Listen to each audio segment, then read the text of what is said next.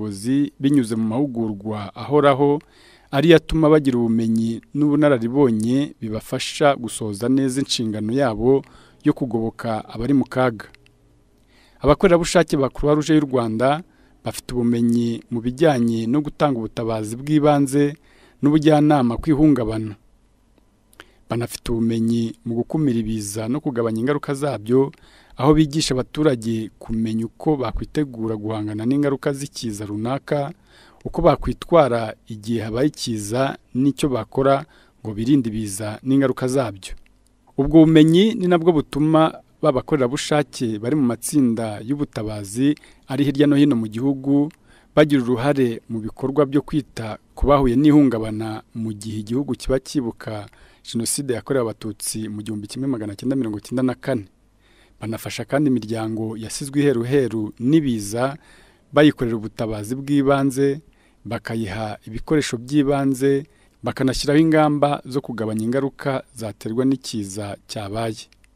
Abakorerabushake ba Croix-Rouge y'u Rwanda banahawe ubumenyi butuma bagira uruhare mu gukangurira abaturage kwita ku bikorwa remezo by'amazi, kwita ku isuku n'isukura, kwita ku buzima bwabo, kwihaza mu biribwa, gutegura indyo yuzuye ndetse n'ubuhinzi butanga umusaruro. Ibyo bikorwa bigamije guha umuryango nyarwanda ubushobozi bwo guhangana n'ibibazo bikorwa binyuze muri gahunda yiswe Agasozi Ndatwa. Iyi gahunda ishyirwa mu bikorwa mu midugudu 540 iri hirya no hino mu gihugu.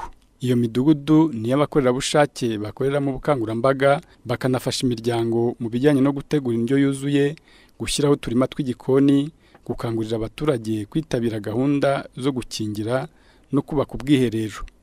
Ibyo byose bikorwa hibandwa ku miryango ikennye. Hamwe na hamwe kandi abakorerabushake banubakira imiryango ikennye cyane ituye mu nzu zimeze nabi.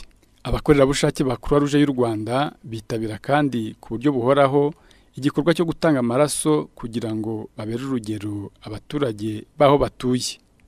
Mu byo dukora harimo kwita cyane ku bigo by'amashuri ndetse n'urubyiruko kugira ngo tugwize umubare mwinshi w'urubyiruko ugomba kuba abakorerabushake, cyane ko ari nacyo igihugu cyacu gishaka cyane kugira ngo tuzabashe kubaka igihugu cyacu. Hanyuma rero hari akamaro kenshi ko kuba umukoranabushake maze kubona ngiye mu minsi mazemo, bifite akamaro kenshi cyane kuko bituma umuntu wese yiyumvamo yifasha kandi ibintu byose bikorwa mu buryo bworoshye tutagombye gutegereza igihembo. Buri ikintu cya mbere kimotiva umukoranabushake, iyo uramutse ufashije umuntu ukabona yongeye kugaruka mu buzima busanzwe cyangwa umugabanirije ububabare, ukabona yongera kuba